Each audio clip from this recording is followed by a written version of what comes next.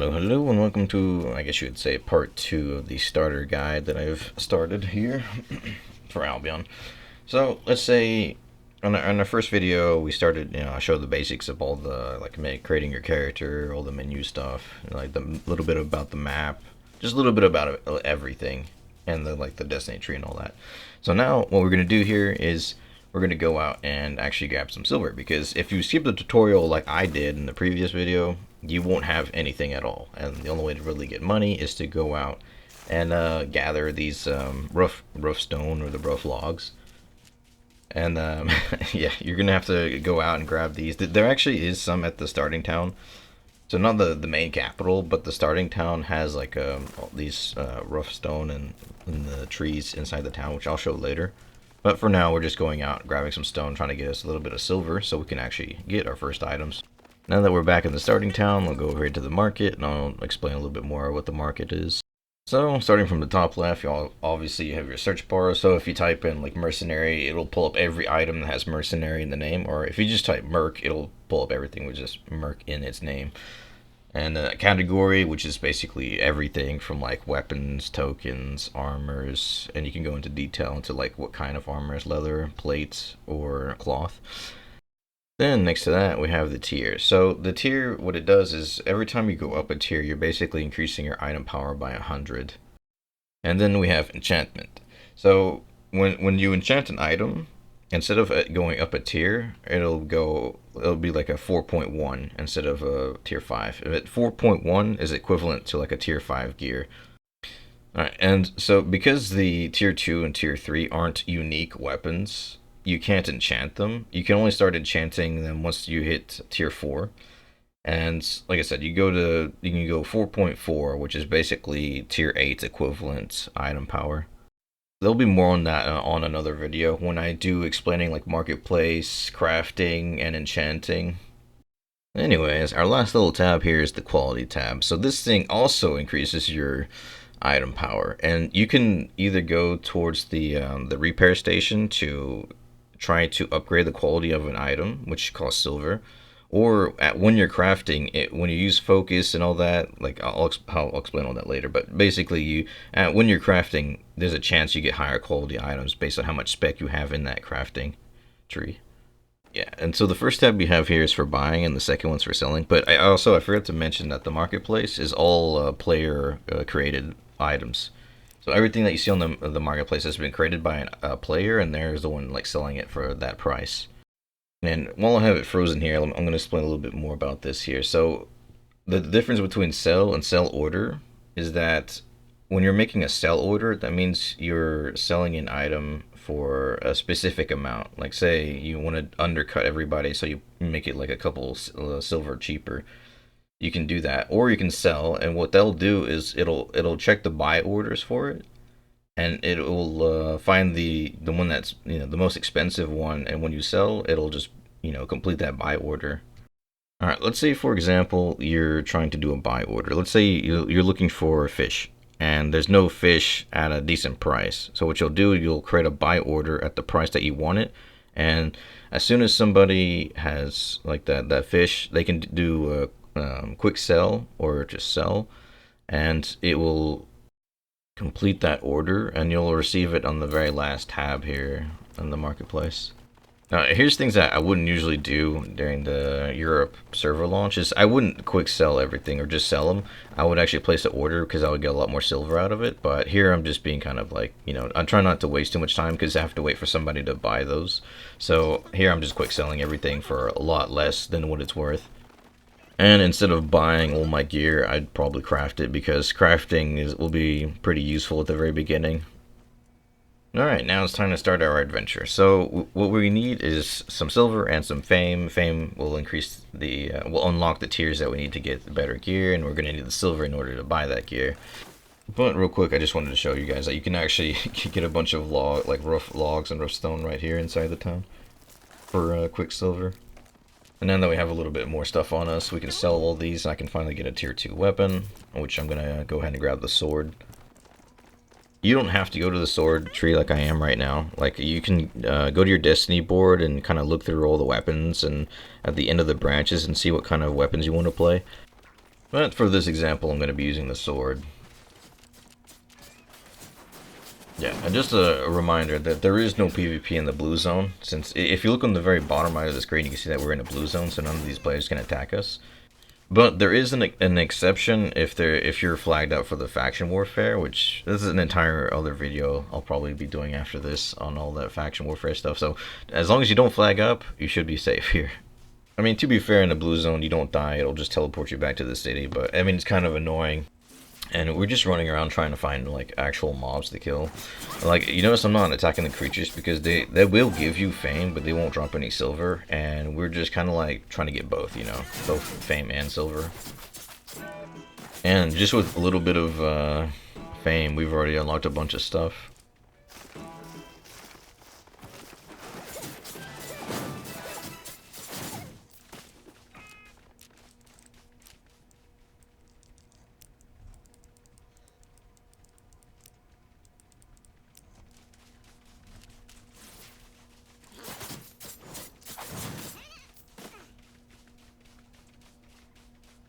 Alright, since there really isn't that many mobs out here, I decided to go over towards this group static dungeon. So, static dungeons are basically, they're always there, and they will, you see them on the map. Like, when you're going around on the map, you'll see these, and then you can hover over them, and it'll tell you what tier they are inside. And sometimes there's events that happen that'll increase the strength of all the mobs that are inside these group dungeon areas. And if you look above their heads, you'll see a little symbol here, which means they're elite mobs. So these guys just have more health, do more damage, but they're still tier 3. Like the same tier as the zone. So they're pretty easy to deal with, even as a solo. But yeah, and one thing I wanted to show you guys earlier, but I couldn't because I didn't have any fame. Like, here's where you use your learning points to just completely skip the rest of the fame that you need and get that level up. But you do need to have at least 20% of the fame in order to use the learning points, so you can't just like spam your way up to 100 spec. You have to keep getting like at least 20% to use your learning points, and it gets more and more expensive to use learning points the higher up it is on the tree. By that I mean like the spec. Like the more spec you have, the more it's going to cost in learning points and fame and all that. Also, here's one of the downsides to skipping the tutorial is that you don't get the mule, you don't get the gear. It teaches you the basics, but it also gives you like all the crafting tools that you'll need. So, I mean, it's definitely worth doing it. If you're a new player, just do the tutorial. It'll give you such a boost, and it also gives you 3-day premium, which has like a bunch of benefits to it that I showed off in the last video. But like I said before, this is just a video in case like you skip the tutorial and you're a new player, so I'm kind of explaining everything the tutorial does anyways.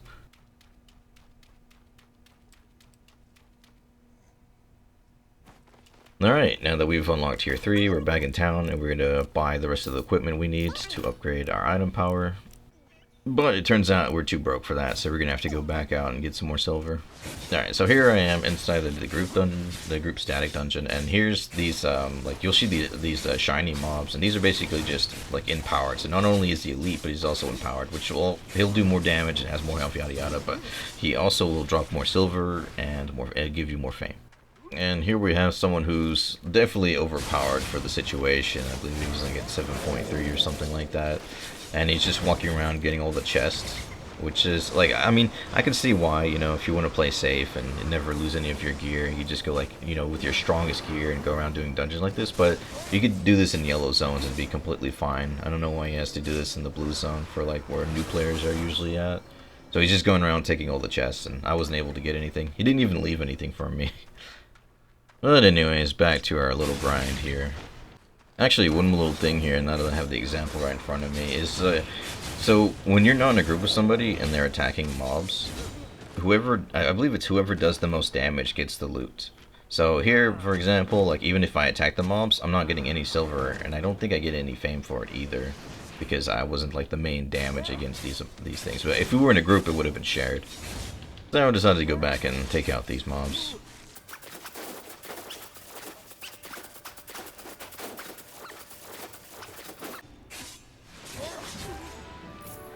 See, so it did take a while to kill, but 2,000 and was it 300 fame and like 1,000 silver is pretty good for a mob. And it even dropped the random item.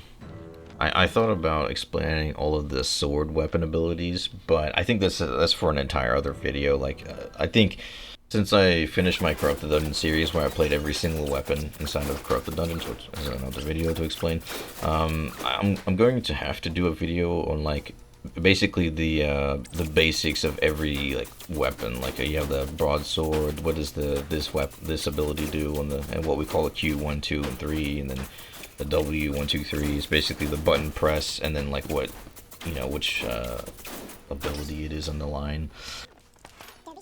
Alright, now that we've gotten a little bit more silver, we can finally go back to town and buy us some more gear.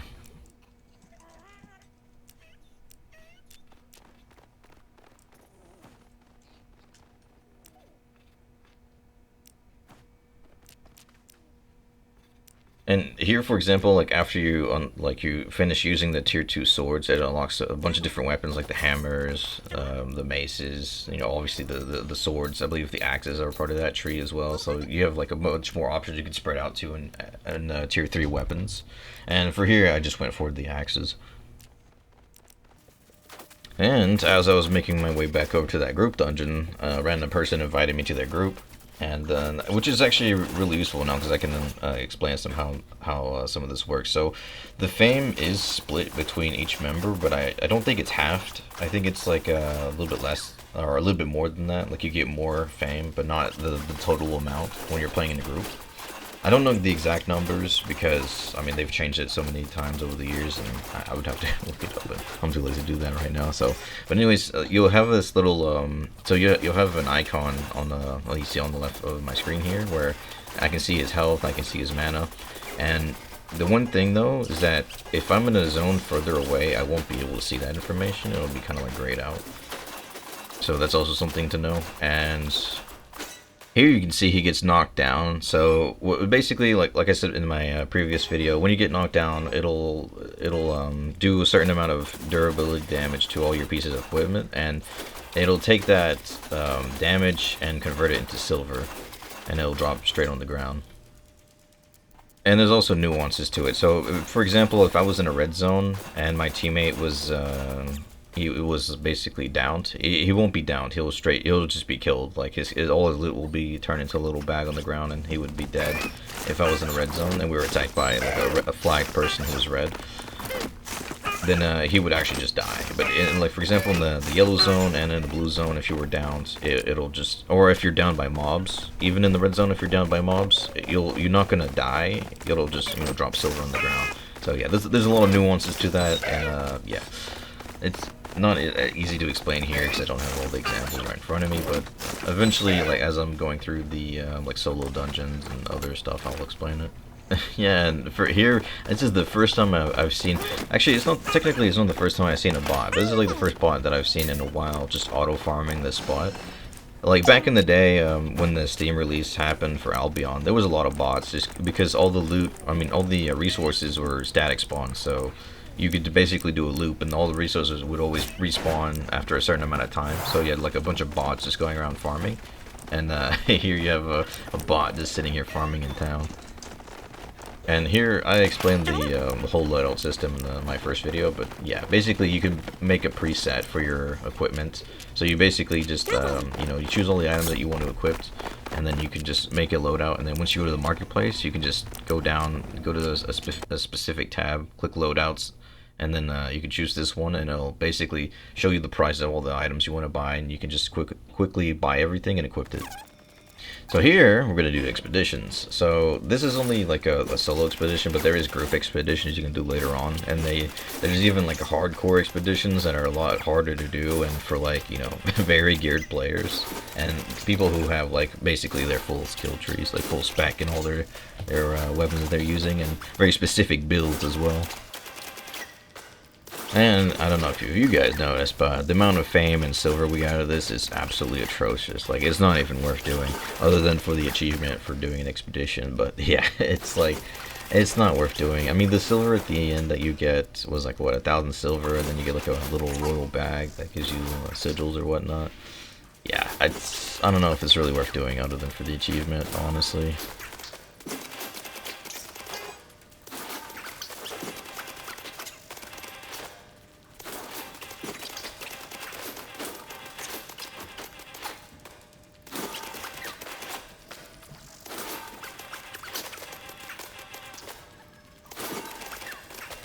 And I'm not sure I explained it in my last video. I don't think I had a chance to, but yeah, so you have the enchanted mobs, but you also have like the boss mobs that have these little star symbols under them. Sometimes it's just a circle and not a star.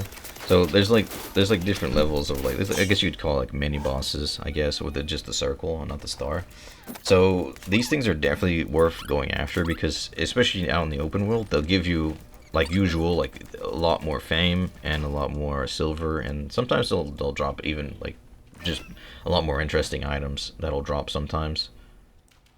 And here, what do you know? This is the solo dungeons, but these aren't static. These are randomized solo dungeons.